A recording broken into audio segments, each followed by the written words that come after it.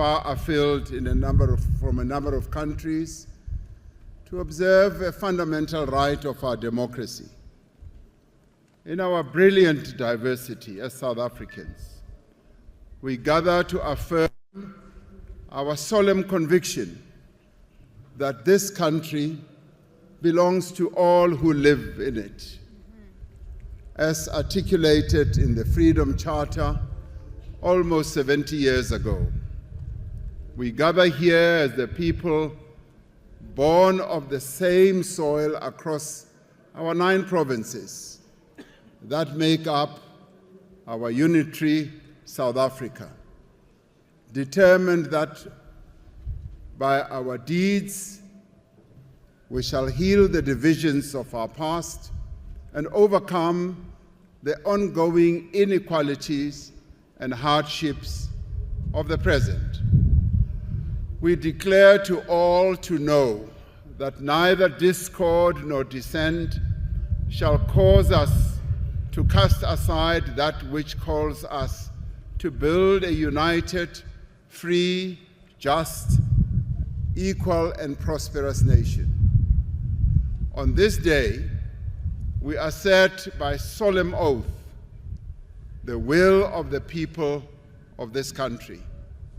We affirm our unwavering fidelity to the Constitution of the Republic of South Africa, which is based on the enduring vision that sets out the values inscribed in the Freedom Charter.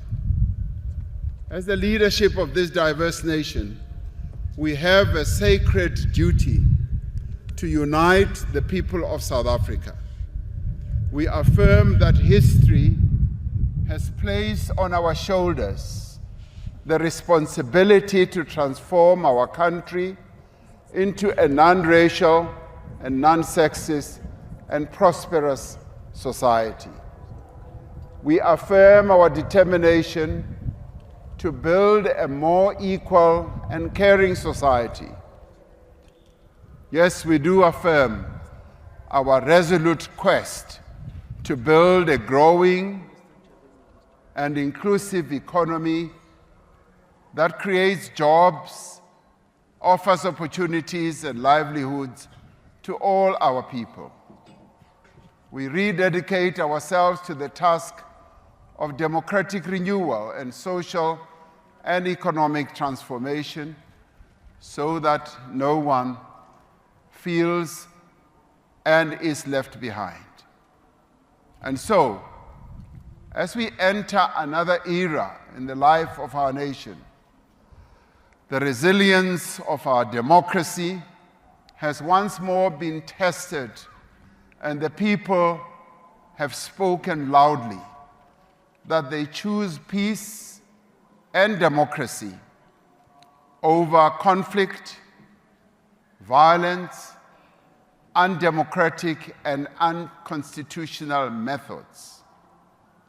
In their multitudes, in their voices that are many and diverse, the people of South Africa have voted and have made known their wishes, their concerns, and their aspirations.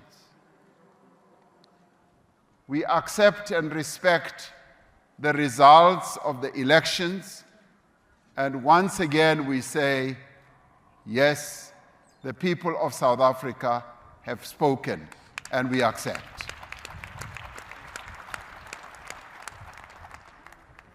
Their will shall be done without any doubt or any question. The voters of South Africa did not give any single political party the full mandate to govern our country alone. They have directed us to work together to address their plight and realize their aspirations. They have expressed their appreciation of the progress in many areas of their lives over the past 30 years of democracy. They have also been unequivocal in expressing their disappointment and disapproval of our performance in some of the areas in which we have failed them. They want a transformed, growing, and inclusive economy that creates jobs for millions of job seekers and offer business opportunities to entrepreneurs in our nation, women, men, young and old. The people have been clear about what they want. They want a South Africa in which all may find shelter in our democratic constitution and may find protection in our courts. They have described a country in which all may rise above the circumstances of their birth, nurtured by loving families, aided by a caring state, and empowered by initiative, will, and hard work. Through their votes, they have made clear that they want the basic necessities of a life that is comfortable, happy, healthy, and secure. Through their votes, they asserted that they want enough food to eat, water that is clean, affordable electricity that is available at all times. They want decent homes that keep out the wind, the rain, and the cold. They want well-maintained roads and street lights that work. The people of South Africa have asked no more than to be properly cared for when they are sick.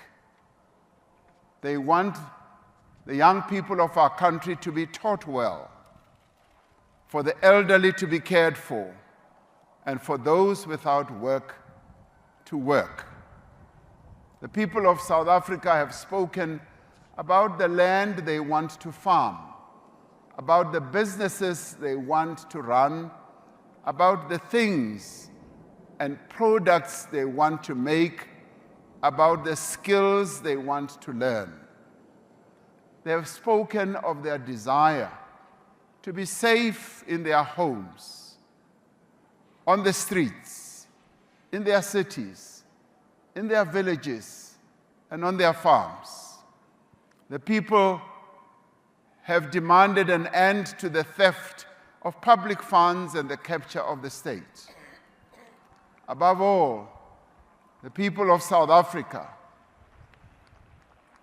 have stressed that they are impatient with political bickering and the endless blame game amongst politicians and political parties.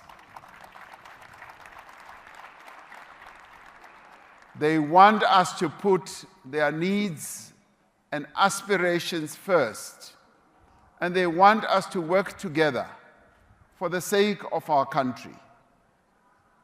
Today, I stand before you as your humble servant to say that we have heard you. As the President of the Republic of South Africa, I will work with everyone to reach out and work with every political party and sector that is willing to contribute to finding solutions to the challenges our country faces as we transition to a new decade of freedom. 30 years have passed since we turned our back on racial tyranny and embraced an open and democratic society. We've made great strides in building a new society that is founded on strong democratic institutions and universal freedoms. We have built a transformed public service, an independent judiciary, a competitive electoral system, a sophisticated economy, a vibrant and free media, and a robust civil society. And yet, despite this progress, our society remains deeply unequal and highly polarized. There are toxic cleavages of an incipient social fragmentation that can only turn into instability. The lines drawn by our history and our past, between black and white, between men and women, between suburbs and townships, between urban and rural, between the wealthy and the poor, remain still deeply etched in our landscape. In places, these lines may have faded, but they have not disappeared. We are citizens of one country, and yet we occupy different worlds, separated by high walls and great distances. We are divided between those who have jobs and those who do not work, between those who have the means to build and enjoy a comfortable life and those who do not. And so today, my fellow South Africans, is no ordinary day. It is a moment of fundamental consequence in the life of our nation.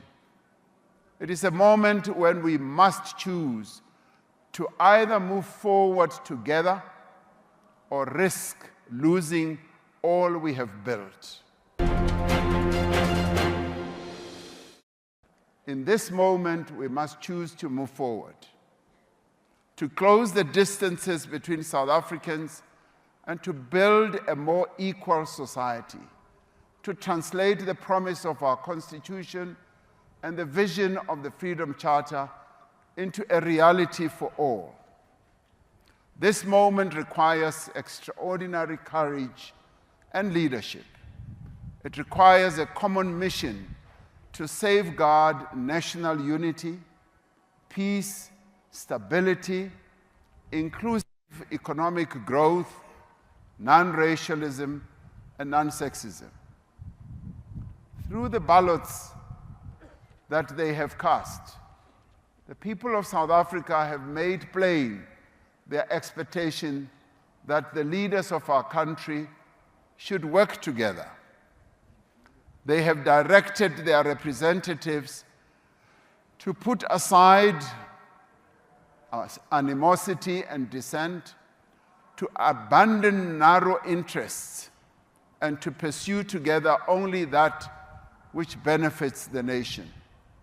As leaders, as political parties, we are called upon to work in partnership towards a growing economy, better jobs, safer communities, and a government that works for all the people of South Africa.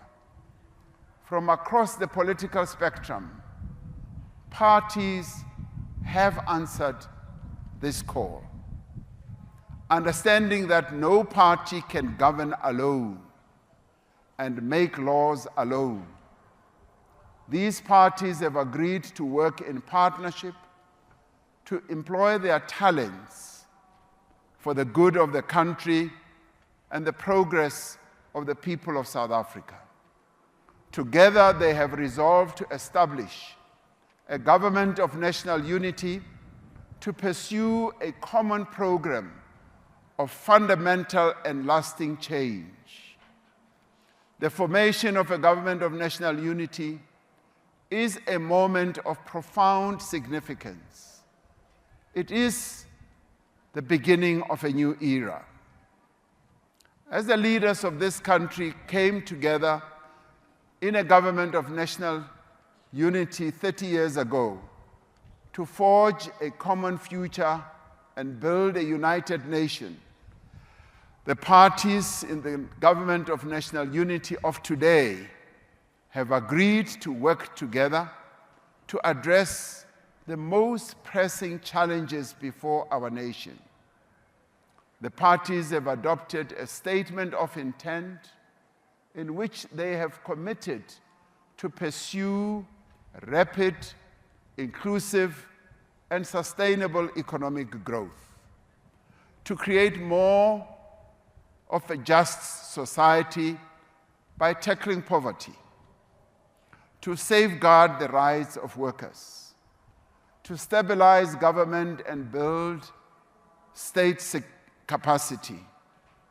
The parties have made a commitment to invest in South Africa's people through quality education and healthcare, to address crime and corruption together, to strengthen social cohesion and build a united nation together, and to pursue a foreign policy based on human rights, solidarity, and peace. As South Africans, we must each do what we can to achieve this mission, wherever we are, whether we are in business, in labor, in civil society. This moment calls on all of us to work together and join hands. We will seek, as we move forward, to consolidate this working together through convening a national dialogue which should bring all South Africans through their various formations together so that we can chart a way forward to forge a social compact to realize the aspirations of our National Development Plan. As individuals, as families, as communities, and in our many formations, let us draw on our every strength to turn our dream for a better South Africa into reality. Even as we are united in our diversity, we are a people of deep and abiding faith.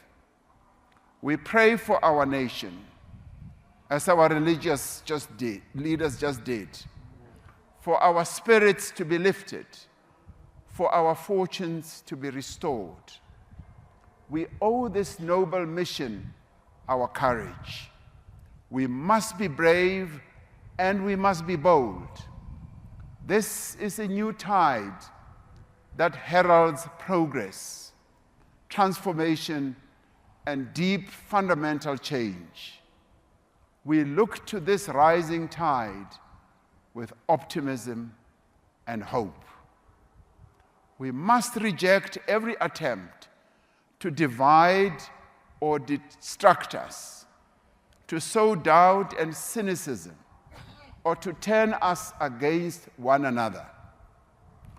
Those who seek to stand in our way, those who seek to inflame tensions in our country, will not succeed because South Africans are resolute.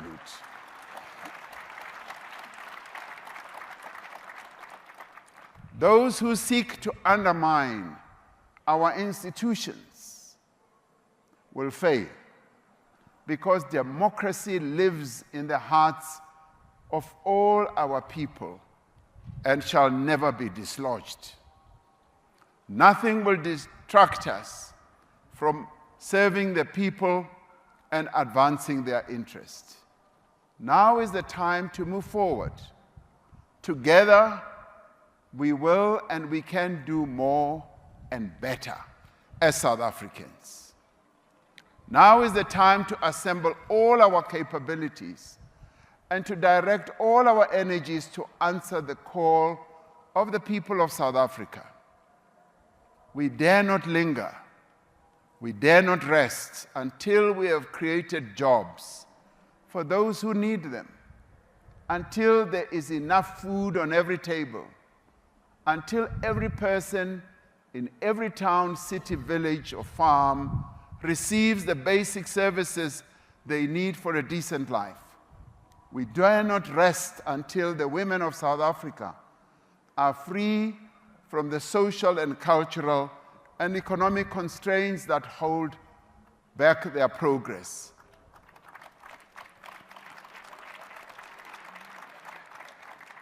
We cannot rest until the young people of our country get jobs and can see progress in their own lives. We cannot rest until criminals are off our streets and the drugs are out of our communities. Until men no longer perpetrate violence against women and children. Until those who steal from the people are held accountable. We dare not rest while our communities are ravaged by flood, fire, and drought. Together, we will confront the threat of a rapidly warming planet. We will accept our responsibility to respond to climate change in a manner that is ambitious, just, and inclusive. We do this for the sake of this generation and those that will follow. We will build a government that is capable and honest. Together we will work to promote multilateralism for a fairer and more just and more equal, compassionate world, founded on solidarity and universal human rights. We will join hands with our brothers and sisters across our beloved region here in SADC, our beloved continent of Africa, to find peace, to achieve stability, to advance development through the African Continental Free Trade Area, through the construction of roads, rail lines, factories, and power stations. Africa will embark on a new age of production and commerce. Today, I make a solemn commitment to be a president for all South Africans, not of some South Africans. To defend our Constitution and to protect our democracy. To work with all those who share the dream of a better life for all. To care for the poor, the vulnerable, and to support all those who are in need. And to make our country stronger, more resilient, more equal, and more united. This is the dream that the poet Sandile Dikeni describes in his work called Love Poem for My Country. My country is for health and wealth, he says. See the blue of the sky, and beneath the jewels of fish, deep under the bowels of soil. Hear the golden voice of a miner's praise for my country. My country is for unity. Feel the millions. See their passion. Their hands are joined together, and there is hope in their eyes. On this day, our hands are joined together.